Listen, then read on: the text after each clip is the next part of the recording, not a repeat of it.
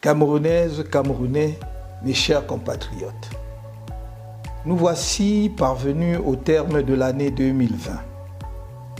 L'année 2020 a été, comme les précédentes, une année éprouvante de plus pour le Cameroun. Dans notre pays, les années se suivent et se ressemblent désormais. Elles continuent d'être marquées par le déclassement avancé d'un pays pourtant si riche et porteur d'une flamme unique dont l'incandescence prochaine marquera la renaissance de l'Afrique. Sur le chemin vers ce sursaut camerounais, les épreuves de l'année 2020 se déclinent en 4 points principaux. Premièrement, l'enlisement de la situation dans les régions du nord-ouest et du sud-ouest, empêtrées qu'elles sont encore dans une guerre civile provoquée et entretenue par M. Paul Biya. Deuxièmement, la régression sociale du pays, illustrée notamment par l'accentuation de la paupérisation déplorable de l'écrasante majorité des Camerounais. Troisièmement, par la dégradation de la situation économique et du climat des affaires. Quatrièmement, enfin, 2020 aura été l'année du glissement du régime RDPC vers un despotisme assumé, marqué notamment par l'ensauvagement de l'ensemble de l'appareil de l'État, lequel a institutionnalisé la répression et les violations graves des droits et libertés de la personne humaine de manière décomplexée et persistante. Mes chers compatriotes, en 1982, M. Paul Biya a hérité de son prédécesseur Amadou Ahidjo d'un pays apaisé, stable et prospère, dans lequel, après des années de lutte nationaliste sanglante et une dictature féroce, on s'était désormais tourné vers un développement global du pays, induisant l'élévation progressive et sensible du niveau de vie des populations. Ces temps sont désormais si lointains, car malheureusement, en près de 40 ans de pouvoir absolu, M. Biya et son parti, le RDPC, ont méthodiquement déconstruit tous les acquis d'hier, notamment l'unité nationale, le vivre ensemble et un tissu économique et industriel sans équivalent en Afrique francophone. Le Cameroun a été transformé en un pays en guerre dans lequel une insécurité chronique se le dispute à un tribalisme d'État et la haine ethnique assumée. C'est donc avec le cœur lourd que je suis obligé, pour la 5e année consécutive, d'évoquer le désastre dont les régions du nord-ouest et du sud-ouest continuent d'être le théâtre et où se joue désormais le destin de notre pays en tant que nation unie. Le pourrissement entretenu de la situation dans ces deux régions doit forcément procéder d'un agenda politique du pouvoir RDPC. Sinon, comment comprendre l'obstination du pouvoir pour une option militaire à l'échec annoncé? Fidèle à lui-même, M. Biya a choisi le chaos politique pour gagner du temps. Pour pérenniser son pouvoir à vie, quel qu'en soit le prix, il ne recule devant rien et multiplie les leurs, au rang desquels la Commission nationale pour la promotion du bilinguisme et du multiculturalisme, le Comité national de désarmement, de démobilisation et de réintégration, le Grand Dialogue national, le programme de reconstruction et même de pseudo-tentatives d'ouverture des négociations avec des leaders de la cause anglophone. Tout y passe, sauf le sérieux et la volonté nécessaire à la résolution des problèmes en homme d'État. Il préfère la politique politicienne qui, à ce niveau de responsabilité, ne peut être que source de malheur pour le pays. Et de fait, l'année 2020 nous a offert des illustrations additionnelles du caractère pernicieux de son indifférence à l'égard des souffrances des Camerounais. La tragédie de Ngarou restera à ce titre le symbole de ce laisser-faire inimaginable. Le massacre qui y a été perpétré le 14 février 2020 sur des populations civiles innocentes et inoffensives, parmi lesquelles des bébés et des femmes enceintes, restera assurément l'une des tâches indélébiles de la tragédie de la sale guerre qui se poursuit dans les deux régions martyrisées. Je réitère la demande d'ouverture d'une enquête internationale sur ces massacres de Ngarou et sur tous les autres massacres de civils perpétrés dans les régions du nord-ouest et du sud-ouest, y compris la tuerie des enfants en quête d'éducation survenue le 24 octobre 2020 au complexe scolaire privé Mother Francisca International Bilingual Academy Mofriba de Kumba. Je saisis cette occasion pour exprimer mes condoléances les plus attristées et l'expression de ma sympathie émue aux familles des victimes de ces tragédies à répétition.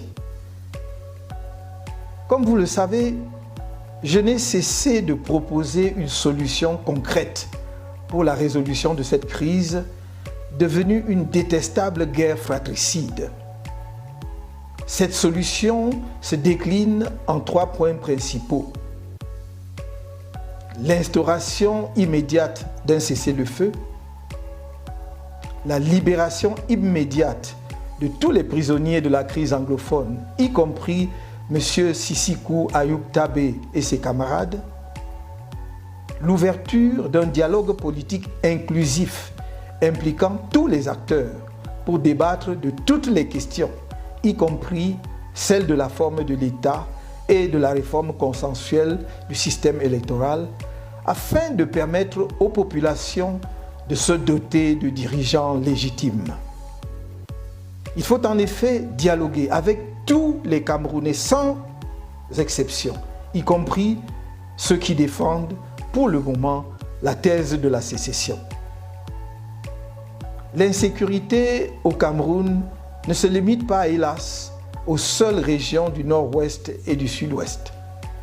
Elle continue de sévir dans les régions septentrionales du pays où les populations de l'extrême nord en particulier subissent les assauts devenus endémiques de la secte Boko Haram malgré les efforts de nos forces de défense. Les souffrances et les sacrifices de nos soldats ainsi que de nos populations dans le septentrion sont, on doit le redire, la conséquence dramatique de la faute politique grave du pouvoir qui, depuis presque 4 décennies, a choisi d'abandonner ces populations et des parties entières du territoire national à la merci de prédateurs divers. Mes chers compatriotes, aux autres nombreux défis déjà présents au Cameroun, l'année 2020 a été marquée par l'irruption de la pandémie de la Covid-19 dans notre pays. L'apparition de cette pandémie a mis en évidence les ombres et les raies de lumière de notre société. D'un côté, la Covid-19 a confirmé l'impréparation notoire du gouvernement à anticiper les catastrophes ou à y faire face avec l'efficacité qu'on est en droit d'attendre de toute administration publique responsable. Passé la phase initiale catastrophique, le gouvernement a déployé sa propagande habituelle, faite de gesticulations et d'incantations orchestrées pour masquer des entreprises de corruption et de détournement des fonds publics. Des scènes déplorables de ce spectacle nauséabond d'enrichissement sans vergogne sur la misère des Camerounais se déroule encore sous nos yeux dans l'impunité totale. Cette situation est d'autant plus regrettable que la pandémie est loin d'avoir été maîtrisée et que l'avenir immédiat pourrait s'assombrir, non seulement en raison de la propagation en cours de nouvelles variantes du virus, mais aussi de l'urgence à disposer de ressources financières adéquates pour le déploiement en temps utile des vaccins. D'un autre côté, la survenance de la COVID-19 a permis de montrer le sens de la solidarité et de la générosité de notre peuple, de donner la mesure de ce que nous pouvons réaliser ensemble, par-delà les différences politiques, ethniques ou religieuses, quand nous sommes unis autour d'une cause et mobilisés derrière un leadership légitime et inspirant confiance. Nous avons ainsi pu, dans le cadre de l'initiative citoyenne et non partisane Survie Cameroon Survival Initiative, SCSI, que j'ai lancée le 3 avril 2020, conçu et rendu opérationnelle une opération humanitaire d'urgence et d'envergure historique qui a permis de porter assistance aux populations camerounaises désorientées et abandonnées à elles-mêmes face à la pandémie de la COVID-19. Cette opération a été rendue possible grâce à la mobilisation sans précédent des Camerounais de l'intérieur et de la diaspora. Je tiens à redire ici toute ma gratitude à tous nos compatriotes et aux amis de notre pays qui ont répondu à notre appel. Je tiens aussi à féliciter le président du comité de gestion de SCSI, M. Christian Penda Ekoka, pour avoir accompli la mission que je lui ai confiée avec détermination, engagement et dans la transparence vis-à-vis du public. Ma reconnaissance va enfin aux soldats de la solidarité nationale qu'ont été les nombreuses équipes de bénévoles de SCSI au Cameroun et en diaspora pour les sacrifices consentis dans l'adversité pour donner plein effet à l'initiative. En dépit des difficultés rencontrées, les buts de SCSI ont été largement atteints à la grande satisfaction de nos compatriotes. Sa mission ayant été accomplie, l'opération humanitaire d'urgence SCSI cessera ses activités opérationnelles au 31 décembre 2020. Car SCSI n'a jamais eu pour vocation de devenir une entité permanente.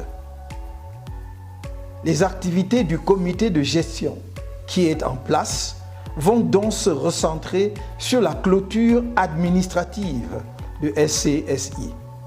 C'est dans ce cadre que sera mené à la plus brève échéance possible l'audit indépendant destiné à examiner, d'une part, la fiabilité des informations et des procédures des plateformes de collecte jusqu'au transfert des fonds sur le compte bancaire utilisé par SCSI et, d'autre part, l'utilisation des fonds collectés pour les besoins de l'initiative SCSI.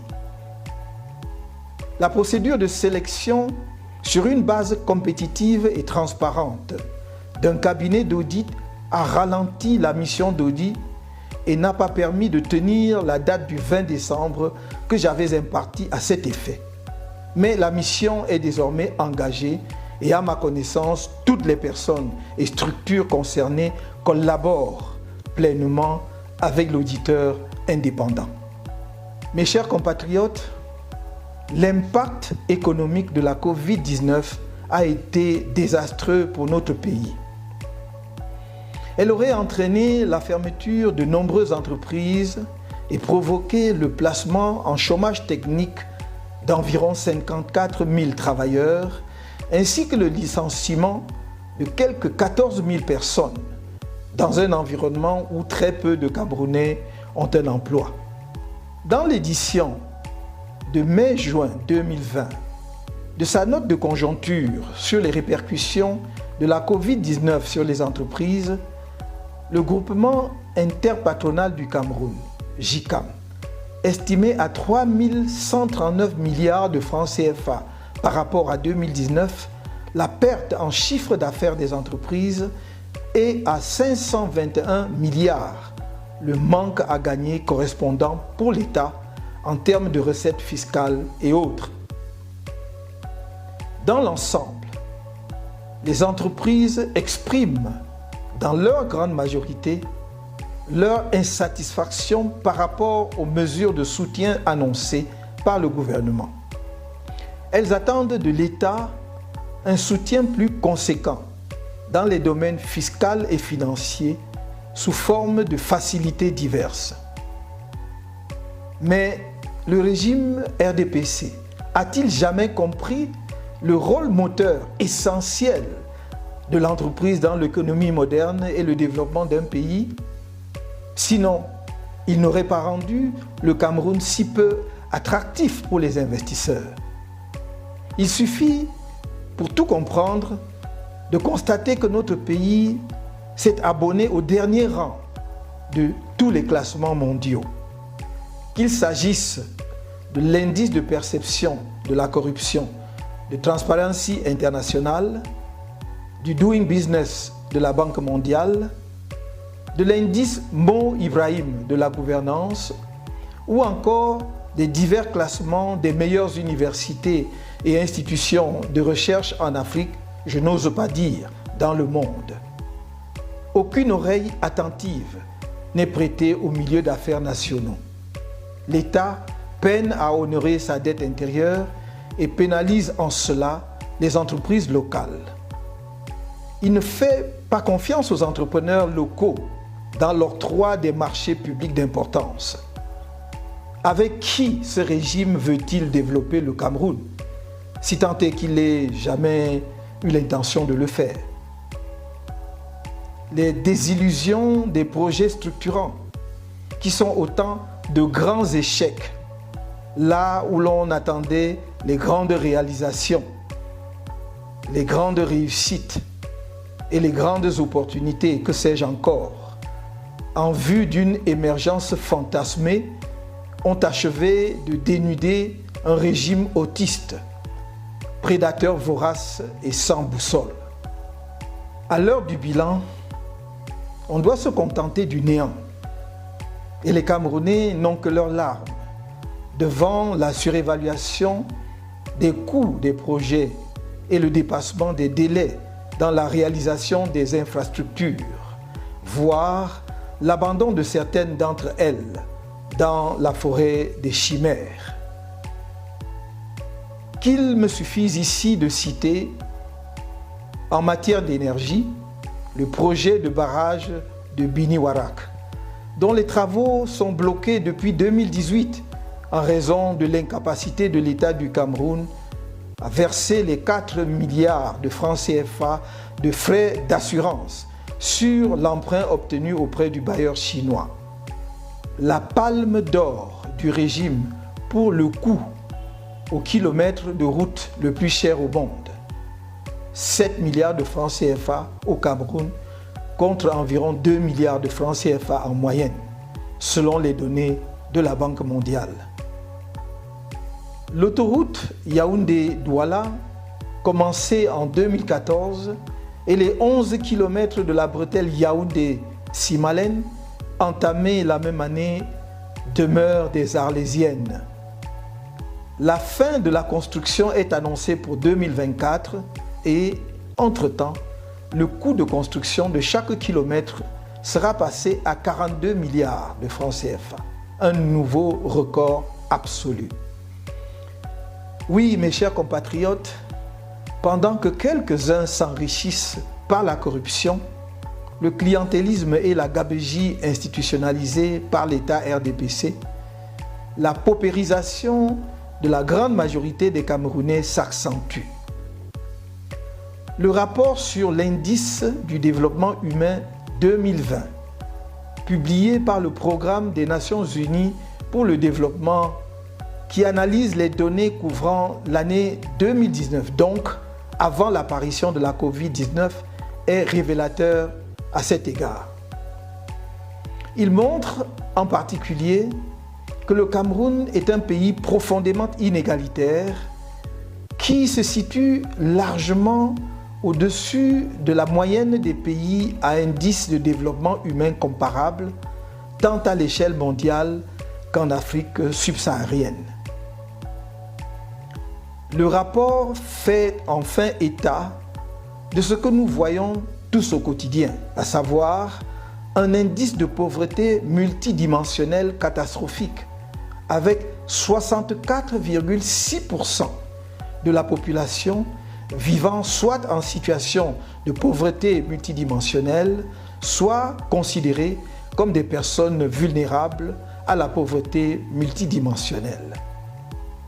La régression sociale s'accentue à un rythme effrayant, la pauvreté se concentrant de plus en plus dans les régions de l'extrême nord, du nord-ouest et du sud-ouest du pays. L'accès à l'eau potable reste partout au Cameroun une gageure. La disponibilité de l'électricité, même dans les localités supposément connectées au réseau électrique, est intermittente. L'accès aux soins de santé de base demeure hors de portée pour la grande majorité de nos concitoyens des villes comme des campagnes. Le tableau économique et social ne cesse donc de s'assombrir du fait des insuffisances du leadership du pays. Et pourtant, des solutions existent et sont à notre portée et à la mesure tant de nos ressources que du génie propre de notre peuple. Un Cameroun libéré de la pauvreté reste en effet possible. Un Cameroun reprenant les chemins de la croissance et solidaire demeure possible. Ce Cameroun-là n'est pas celui que nous offre le régime en place, qui est plus que jamais incapable de donner à la nation un cap qui vaille, en particulier à notre jeunesse nombreuse et si talentueuse. Mes chers compatriotes, l'ensauvagement de l'appareil d'État, toutes institutions confondues, a franchi en 2020 un nouveau cap qui nous mène droit vers un totalitarisme décomplexé. Au Cameroun de M. Biya, le cynisme a atteint de nouveaux sommets. Non seulement on massacre, mais on interdit aux victimes des massacres et à tous les autres Camerounais d'exprimer leur douleur, leur désapprobation de la guerre fratricide qui saigne le pays et leur condamnation du hold-up électoral, de la corruption et des atteintes à la fortune publique. En 2020, pour avoir osé, par des marches pacifiques à travers le pays, le 22 septembre, dénoncer les errements de M. Paul Biya et de son régime et proposer des solutions de sortie de crise, des milliers de Camerounais ont été brutalisés par la soldatesque du régime, torturés, mutilés et, pour 556 d'entre eux, détenus de manière illégale et arbitraire. À ce jour, 137 de ses compatriotes croupissent encore dans les geôles du régime, parmi lesquels 113, tous des civils, comparaissent devant des tribunaux militaires pour des chefs d'inculpation aussi vides que ridicules par certains aspects, tels que tentative de révolution, rébellion, défaut de carte nationale d'identité, attroupement aggravé, tentative d'insurrection en coaction, conspiration, outrage au président de la République, etc. Parmi ses compatriotes se trouvent des personnes kidnappées avant ou après les marches pacifiques, auxquelles beaucoup n'ont même pas pris part. Ces compatriotes encourent, pour beaucoup, la peine de mort.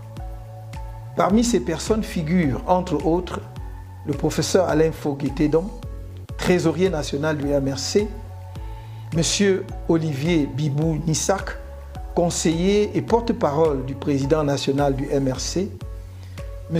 Pascal Zamboué, secrétaire national en charge du développement et de l'inspection du MRC, Madame Assomo, ménagère, M. Béas, jeune chef d'entreprise, pour n'en citer que quelques-uns.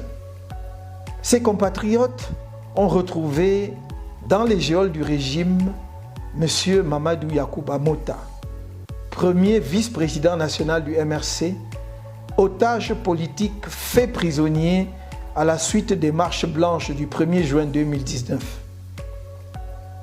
À tous ses compatriotes, victimes de l'appareil répressif d'une dictature déclinante, je redis toute ma solidarité et mes encouragements dans cette nouvelle épreuve sur le chemin de la libération de notre pays.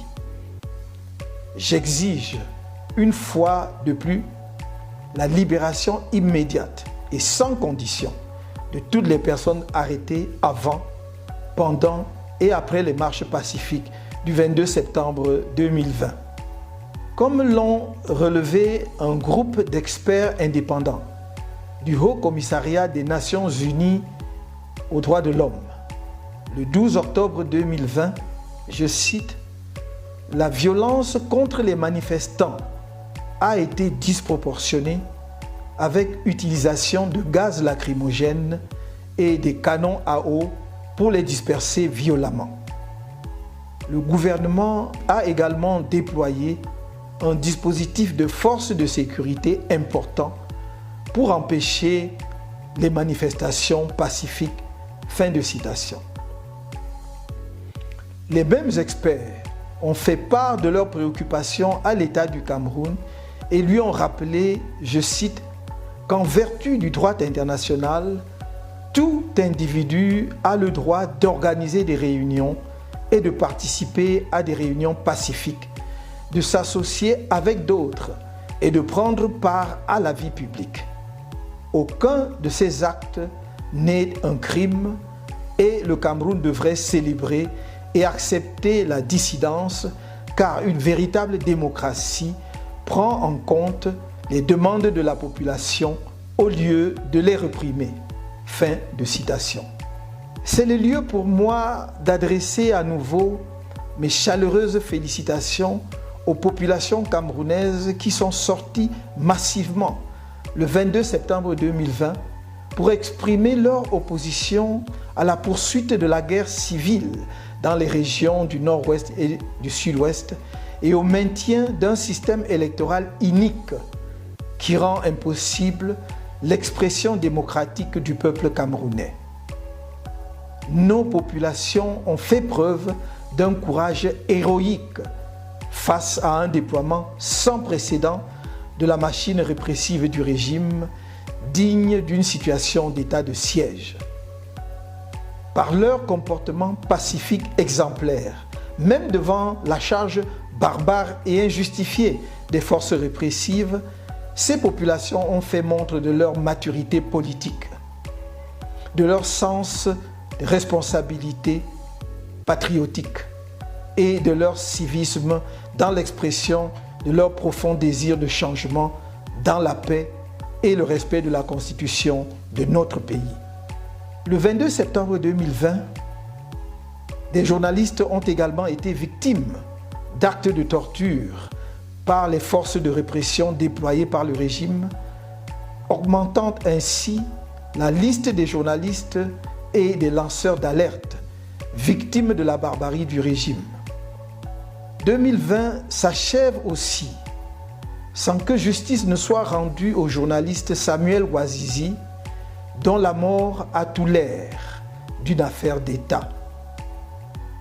À maintes reprises, au cours de l'année 2020, les droits des avocats dans l'exercice de leur profession ont été impunément violés. C'est ainsi que, le 13 novembre 2020, le Conseil de l'Ordre des avocats a condamné les brutalités policières perpétrées sur des avocats dans la salle d'audience du tribunal de première instance de Bonadio-Douala et exiger, sans suite à ce jour, des sanctions exemplaires contre leurs auteurs. Des mesures répétées de frustration et de persécution des avocats ont conforté le sentiment que désormais, le régime aurait décidé, en humiliant les avocats, de détruire dans l'imaginaire des Camerounais l'un des derniers symboles sur lesquels ils pouvaient encore s'appuyer pour faire respecter leurs droits. Qu'il me soit permis ici de rendre hommage aux avocats, membres du collectif Sylvain Saupe, pour le travail exceptionnel qu'ils abattent pour la représentation bénévole des prisonniers politiques que sont nos compatriotes arrêtés et détenus en rapport avec les marches pacifiques du 22 septembre 2020. Ces avocats font doublement œuvre utile. Premièrement, ils célèbrent l'héritage de Maître Sylvain Saupe, de regrettée mémoire, promoteur infatigable de l'instauration de l'état de droit au Cameroun, si brutalement arraché à la vie. Deuxièmement, ils font honneur à la profession d'avocat au Cameroun et à la cause de la justice, dont le socle des valeurs donne bien plus que des signes de flottement. En effet, à un moment charnière de l'histoire de notre pays, où l'institution judiciaire s'est trouvée en capacité de contribuer au renforcement de l'état de droit et de la démocratie au Cameroun, en faisant prévaloir la force du droit, une certaine justice camerounaise a pris fait et cause pour le droit de la force et l'injustice, en s'érigeant en un pilier de la dictature. L'histoire le retiendra. L'histoire retiendra aussi que c'est avec la complicité d'une certaine justice que des centres de torture dignes des pires dictatures accomplissent leur sale besogne au cœur de la capitale de notre pays et de nos autres cités. Mes chers compatriotes, le MRC a informé en son temps l'opinion de sa décision de ne pas prendre part aux élections législatives et municipales de février 2020 pour deux raisons principales. Le refus du pouvoir de trouver une solution politique à la crise dans le nord-ouest et le sud-ouest et son refus d'une réforme consensuelle du système électoral. Suite à l'appel au boycott qu'il a lancé à cette occasion, le taux de participation au scrutin a été historiquement le plus bas qu'ait jamais connu le Cameroun et a entaché d'illégitimité les élus de ce scrutin. Comme à ses habitudes, le parti au pouvoir s'est octroyé des majorités à sa guise, même dans les contrées vidées de leurs électeurs pour cause de guerre. À en croire la propagande officielle, la mise en place des exécutifs régionaux enclenchera le développement automatique du Cameroun. C'est de la fantasmagorie. Chacun peut voir que ces exécutifs régionaux sont inféodés au système qui les a créés et qu'il s'agit d'une simple démultiplication des structures politico-bureaucratiques de l'État RDPC qui reproduiront à l'échelle régionale les nombreux travers du régime. Le transfert des ressources sera une gageure, non seulement à cause des difficultés financières de l'État qui iront en s'aggravant, mais parce que la bureaucratie centrale aura du mal à se dessaisir d'une partie importante de sa rente. Le plus dur est à venir. Jusqu'à ce que nous parvenions à destination, la résistance nationale va se poursuivre et s'intensifier. Car rien, jamais rien n'a arrêté et n'arrêtera un peuple debout, en marche pour sa libération. Les marches ne sont pas une activité permanente d'un parti politique. Elles sont un moyen d'expression démocratique garanties par notre Constitution. Elles reprendront chaque fois que nécessaire. Pour le reste, nous devons nous atteler au travail politique, d'information et de sensibilisation de nos compatriotes sur le sens de la résistance nationale et les perspectives de la renaissance du Cameroun, les préparer aux échéances électorales à venir, car le changement dans la paix et par les urnes reste notre option fondamentale. C'est pourquoi la lutte pour la réforme du système électoral demeure cruciale et ne sera jamais abandonnée tant qu'elle n'aura pas abouti. Le chemin peut sembler long, mais la victoire est certaine. Nous devons rester plus que jamais mobilisés. Je sais le prix que l'appareil répressif de M. Biya fait payer à tous les compatriotes qui osent rester debout et qui se battent pour un Cameroun nouveau. Je sais la souffrance de nos valeureux compatriotes de la diaspora, désormais interdits de fouler le sol de la mère patrie, par celui-là même qui disait, il y a près de 40 ans, que les Camerounais n'avaient plus besoin de quitter leur pays pour exprimer leurs opinions. Je connais les difficultés de ces compatriotes qui ont perdu leurs emplois en raison de leur combat pour un Cameroun uni et prospère. Je sais la pression que les uns et les autres subissent pour éteindre la flamme qui en eux brûle pour un avenir meilleur pour tous les Camerounais. À tous ces compatriotes-là, je rappelle que les heures les plus proches de l'aurore sont les plus sombres de la nuit. L'aube de la renaissance du Cameroun se rapproche. Arc-boutés sur leurs privilèges, nourris par la sueur et le sang des Camerounais, les forces de la nuit tentent leur baroud d'honneur en déployant leur arsenal classique de répression par-ci, de propagation du discours de division et de haine par-là, de guerre civile ailleurs. Malgré tout, un jour nouveau est en train de poindre au Cameroun. Un peuple s'est levé. Un mouvement est en marche. Rien, mais alors rien ne pourra l'arrêter. Qu'il s'accomplisse par nous-mêmes ou par d'autres, nous devons être conscients que le changement est inéluctable. N'oubliez jamais, le sort de notre pays dépend de nous, collectivement, solidairement, et de nous seuls.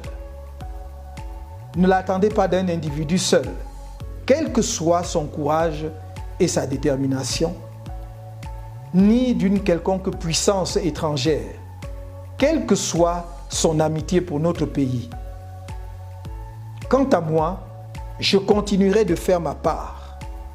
Que chaque Camerounais fasse la sienne. Bonne et heureuse année 2021.